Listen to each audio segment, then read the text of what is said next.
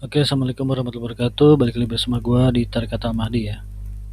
Yang inti ajarannya adalah melanggar Al-Quran dan hadis itu akan menciptakan masalah ya. Dan kaidah khususnya adalah kita mempertahankan tiga. Yang pertama, fokus pada makanan dan minuman yang halal. Yang kedua, milih pasangan yang benar ya, atau tentang munakahat ya. Yang ketiga adalah menaati fikih muamalah. Oke, mari kita bahas tentang logika beragama ya. Saya tuh dulu sering ya mendengar ya, kalau misalnya seorang muslim ya yang kena masalah, misalnya dia curhat gitu, kok hidup saya punya masalah A atau B atau C gitu, dan biasanya ustadz tuh cenderung menjawabnya begini: coba cek sholatnya, hal-hal seperti itu ya. Misalnya dia masalah keuangan gitu, ustadz misalnya saya punya masalah keuangan, terus ustadznya hanya memberikan misalnya sabar, atau yang kedua, coba cek sholatnya, hal-hal seperti itu, yang mana menurut saya nggak relevan ya. Jadi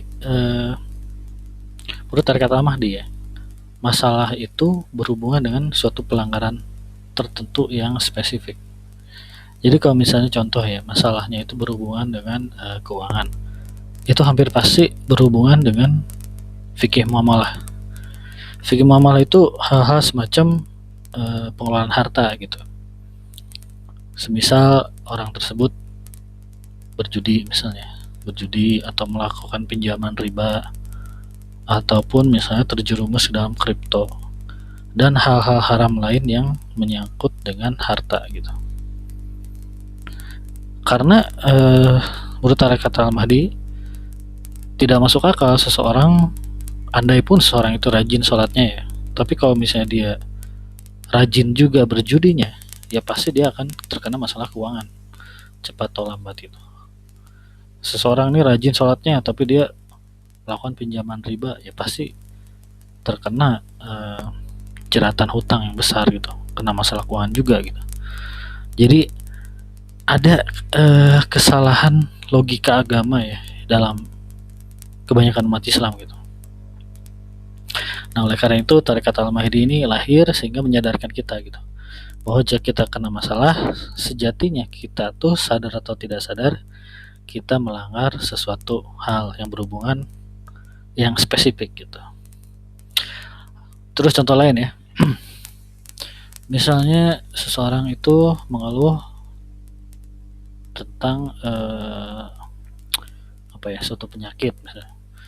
Nah, kemungkinan terbesar adalah dia melanggar aturan-aturan tentang makanan dan minuman dalam Islam. Ya, misalnya ya contohnya kalau misalnya sakit misalnya sakit liver gitu kan, ya kemungkinan besar ada berhubungan dengan makan minum yang kebanyakan ya itu berhubungan dengan mengkonsumsi miras ya. Dan memang itu logis ya ke situ ya, berdasarkan ilmu kedokteran juga ya. Kalau kebanyakan minum miras bisa menyerang ke situ. Jadi hal-hal seperti itu guys. Jadi bukan hanya sekedar jika ada masalah, oh ya ini takdir, ya udah sabar. Nah, tarekat Ahmadi agak kurang suka dengan kalimat itu. Jadi lebih ke kita diajak untuk merenung gitu, apa yang dilanggar gitu. Karena tarekat Ahmadi yakin sekali jika ada masalah pasti ada yang dilanggar, dan kita bisa introspeksi ya apa yang dilanggarnya gitu. Walaupun memang beberapa hal mudah untuk diketahui ya penyebabnya, beberapa hal cukup sulit gitu.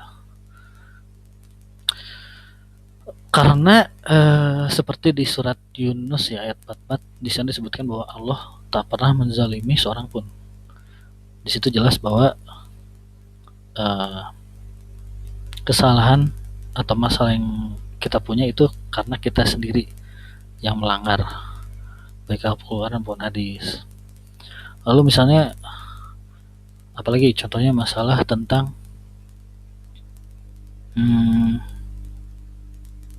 apa ya, tentang pasangan gitu ya.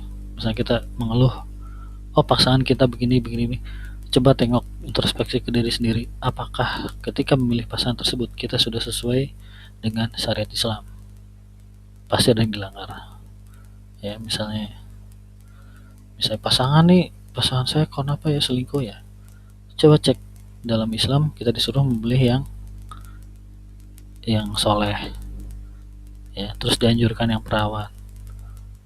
Nah dari situ pun syariat-syariat itu sebenarnya sudah mempersempit kemungkinan pasangan akan selingkuh ya, hal-hal seperti itu. Jadi ya begitu guys, intinya logika agama dalam perspektif Tarekat Al-Mahdi adalah ketika ada masalah kita berpikir dari sudut larangan apa yang kita langgar ya.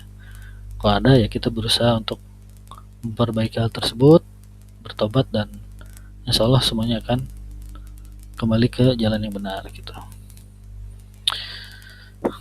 ya. Oke begitu, semoga ada manfaatnya. Assalamualaikum warahmatullahi wabarakatuh.